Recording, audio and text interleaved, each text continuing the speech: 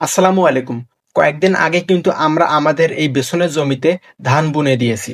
আমরা কিন্তু প্রতি বছর আমাদের নিজের ধানের চারা আমরা নিজেরাই উৎপাদন করি। এই ধানের চারাগুলোকে আমাদের এলাকায় আমরা বেসন বলে থাকি। যে বেসন ধানগুলো আমরা আমাদের এই জমির মধ্যে ছিটিয়ে দিয়েছি, এই বেসন ধানগুলোর মধ্যে আজকে আমি ছাই দিয়ে দেব।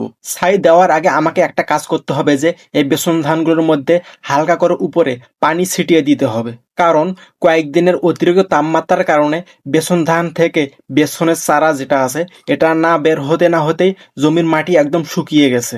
জমির মধ্যে যদি রস না থাকে এই বেসন ধান থেকে কিন্তু চারা বের হবে না। ধীরে ধীরে চারাগুলো শুকিয়ে যাবে রস না থাকার কারণে। তাই আজকে আমি প্রথমে আগে এই জমির মধ্যে হালকা করে উপরে পানি ছিটিয়ে দেবো যেন রস শুকে না যায়। আবার ছাই দেওয়ার পরে যেন ছাইগুলো এই পানিটা চুষে নেয় এবং পানিটা চুষে নিয়ে ছাইগুলো ধরে থাকে। এই জন্য প্রথমে আগে আমি পানি ছিটিয়ে দেব। যতটা জায়গার মধ্যে আমরা বেসন ধান ফেলে দিয়েছি পুরোটা জায়গার মধ্যে কিন্তু পানি ছিটিয়ে দিতে হবে, কারণ পুরোটার মধ্যে একদম রস শুকিয়ে গেছে। সবগুলোর মধ্যে পানি ছিটিয়ে দেওয়া শেষে এখন আমি এর উপরে কিন্তু ছাই ছিটিয়ে দেবো।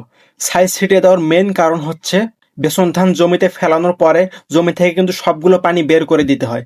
এর ফলে কিন্তু জমির মধ্যে কোনো রকম পানি থাকে না, কিন্তু জমির মাটিগুলো কাদা অবস্থায় থেকে যায়। যখন আমরা এই কাদার উপরে আমরা ছাই ছিটিয়ে দেবো, ছাই ছিটিয়ে দেওয়ার ফলে কাদার মধ্যে যে রস বা পানি আছে এই পানিটা কিন্তু ছাই চুষে নেয়, চুষে নিয়ে আঁকড়ে বা ধরে থাকে। এই ধরে থাকার কারণে কিন্তু জমির পানি বা রস তাড়াতাড়ি শুকিয়ে যায় না।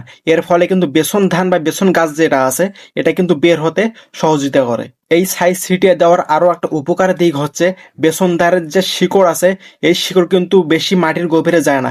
এর ফলে যখন আমরা বেসন তুলি সহজে কিন্তু বেসন ধানের চারা মাটি থেকে উঠে আসে। এই সকল কারণের জন্য কিন্তু আমরা প্রতি বছর বেসন ধানের মধ্যে ছাই ছিটিয়ে দেই বেসন ধান ফেলার পরে। সবাই ভালো থাকবেন, আমাদের জন্য দোয়া করবেন। আসসালামু আলাইকুম।